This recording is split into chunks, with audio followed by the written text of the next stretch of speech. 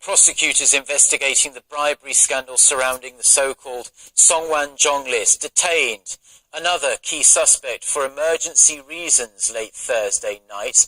I용gi, the late businessman's chief secretary and a public relations director at Sung's company, Gyeongnam Enterprises, was arrested without a warrant over suspicions that he tried to cover up evidence. The move comes a day after prosecutors arrested Park-Jun-ho, the former executive director of the company, on suspicions of destroying evidence. Officials say both he and Park have denied knowing anything about the bribery list during the interrogations. We begin with the latest developments in a high-profile bribery scandal that's shaking local politics. Prosecutors are leading an ongoing investigation, but the latest call for them to get the job done quickly and effectively comes from opposition party leader Moon Jae-in, or Park Ji-won, starts us off. With the so-called 성완종 bribery list still riffling through politics, the main opposition New Politics Alliance for Democracy leader Moon Jae-in called for the appointment. We begin with the latest developments in a high-profile bribery scandal that's shaking local politics. Prosecutors are leading an ongoing investigation, but the latest call for them to get the job done quickly and effectively comes from opposition party leader Moon Jae-in, or Park Ji-won, starts us off. With the so-called 성완종 bribery list still riffling through politics, the main opposition New Politics Alliance for Democracy leader Moon Jae-in called for the appointment of special prosecutors to find out the truth behind the scandal, which involves several high-profile ruling Saturday Party politicians. Prosecutors should proceed with a prompt and tough investigation until the independent counsel team is appointed. The impartiality of the independent counsel team should also be guaranteed. Speaking to reporters at the parliament on Thursday afternoon, Moon urged the ruling Saturday Party and President Park Geun-hye to root out corruption once and for all, saying the opposition party is ready to cooperate. The ruling party has pointed out that the now-deceased businessman behind the bribery list was twice pardoned for corruption by the liberal Roh Moo-hyun administration. In response, Moon, who was the former chief of staff to the late president, asserted that the Roh Moo-hyun administration is innocent. I can assure you that there was no one at the presidential office during the No administration who received illegal money in return for giving those pardons. Moon added that the 8 people listed on Sung's suicide memo, including current presidential chief of staff Lee Byung-gi, should resign from their posts and let the investigation take its course. Ruling Saturday Party leader Kim Moo-sung later responded saying, "It's not right to pressure those named in the scandal to resign in case the investigation shows they are innocent." However, the scandal has hounded Prime Minister Lee Wan-gu into submitting a resignation after just 2 months in office. Lee was one of the people named in a note left by former businessman 성완종, who committed suicide earlier this month while his company was being investigated for embezzlement. Now, with Japanese Prime Minister Shinzo Abe's visit to the United States just days away, a group of American lawmakers have joined the chorus of voices calling for him to make a formal and sincere apology for Japan's actions during World War II. Connie Kim reports. 25 members of the U.S. Congress have urged Abe to squarely face history and formally reaffirm and validate conclusions expressed in Japan's previous Kono and Murayama statements. Both were formal apologies for the country's wartime sexual enslavement and colonialism. The lawmakers, a mix of Democrats and Republicans, issued the call in a letter to the Japanese ambassador to the U.S., Genichiro Sasai. A diplomatic source told Seoul-based Yonhap News Agency that the move is highly unusual, considering that it's coming from both political parties.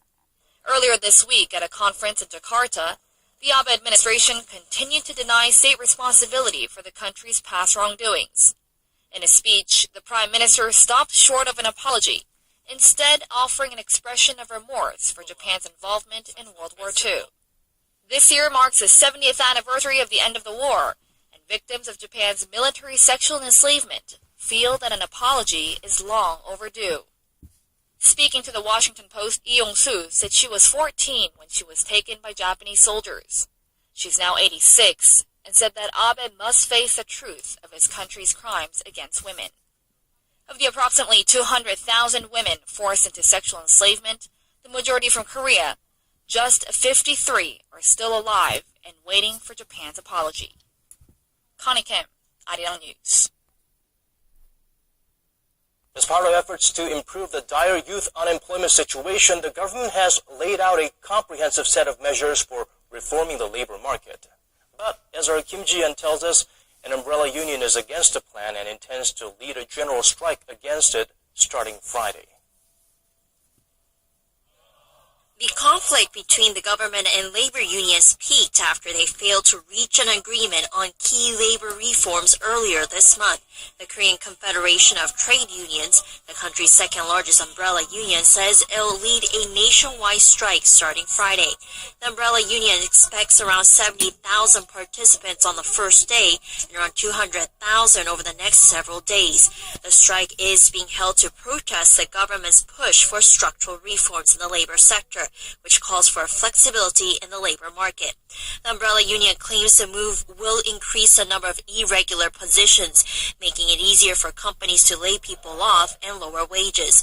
The union is also calling for a minimum pay hike from the current $5 to just over $9. It also wants an end to the government's plan to reform the pension system for public servants.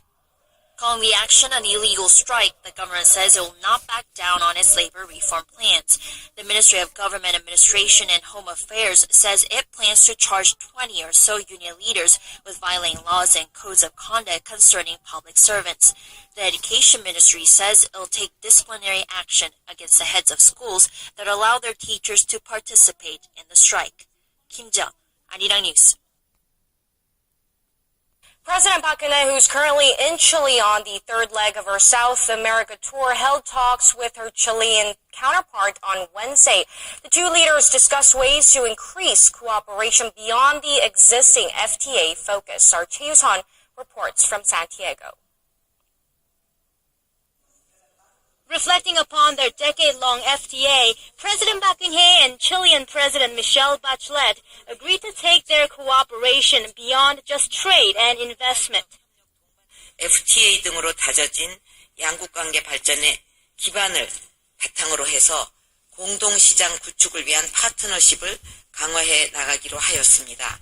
Since 2010, Chile has been offering $40,000 in capital, a one-year visa, and various tax incentives to support 1,000 startups from 75 countries, which earned Chile the nickname Silicon Valley.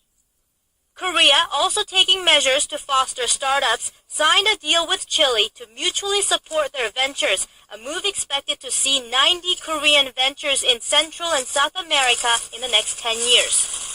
A deal between Chile's state broadcaster TVN and Korea's educational broadcasting system on sharing education and cultural contents will better market products related to Korean animation characters like its world-famous Pororo. With Santiago planning to increase its electricity from renewable energy sources to 20% by 2025, a bilateral deal to cooperate on future renewable energy projects will allow Korean firms to secure a strong presence in the Chilean market. President Park's state visit has also moved Korea a step closer to winning some of Chile's big infrastructure projects, like the one to construct a tunnel linking Chile and Argentina. In an interview with local daily El Mercurio, President Park said she expects an increasing number of Korean investors to seek opportunities in Chile as the country offers a favorable environment consisting of an open market, social safety, and transparency. Jaein, Arirang News, Santiago. Morning, I'm Lee Ji-yoon in Seoul. Coming up on today's edition of Business Daily. Korea's economy rebounded a bit in the first quarter of this year, but experts worry that it's not enough to secure solid momentum for recovery. New opportunities for Korea to export its nuclear technology with smaller and safer reactors as it eyes markets in the Middle East. We find out more in just a bit.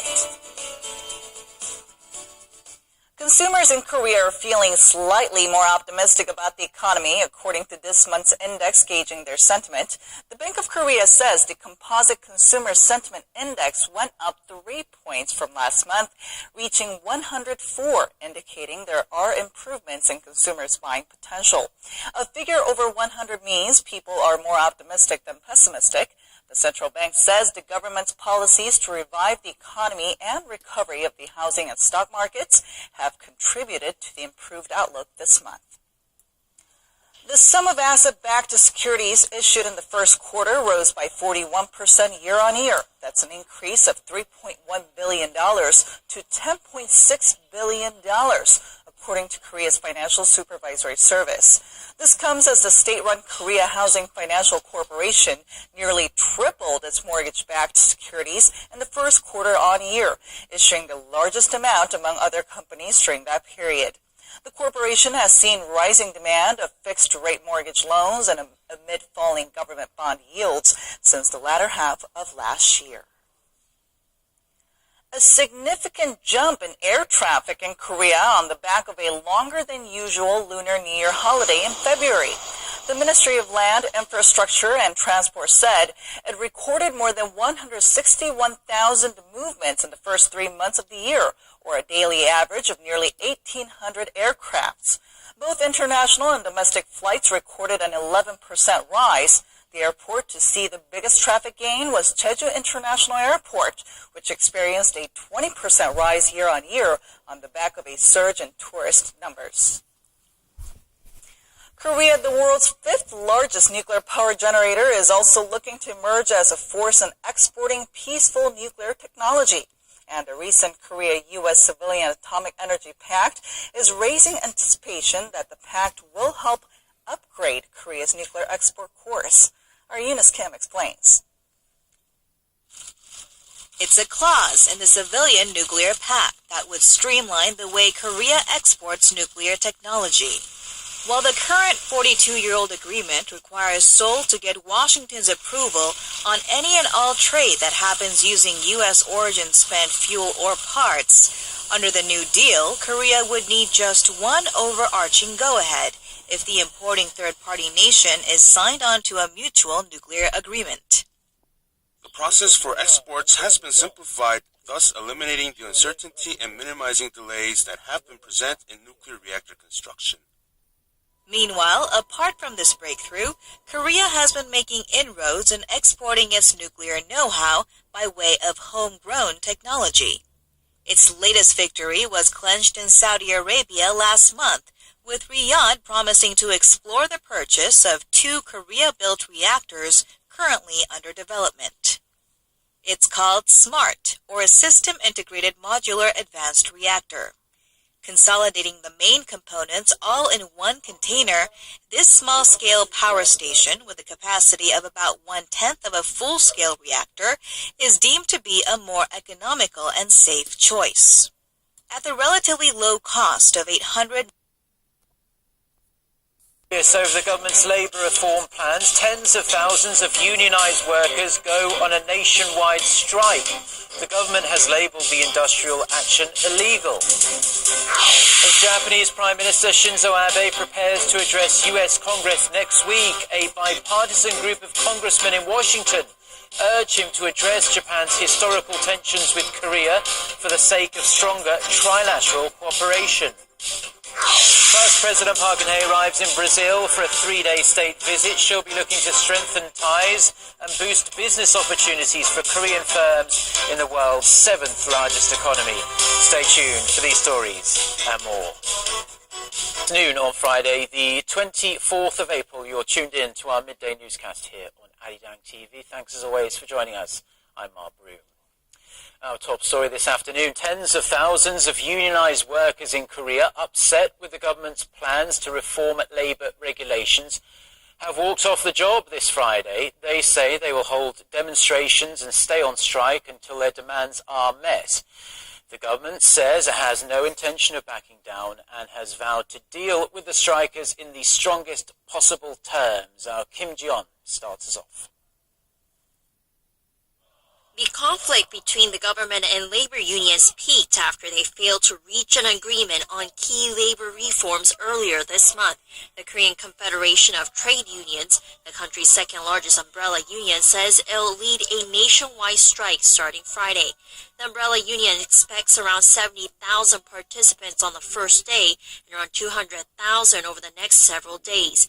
The strike is being held to protest the government's push for structural reforms in the labor sector, which calls for flexibility in the labor market. The move will increase the number of irregular positions, making it easier for companies to lay off workers and lower wages. We've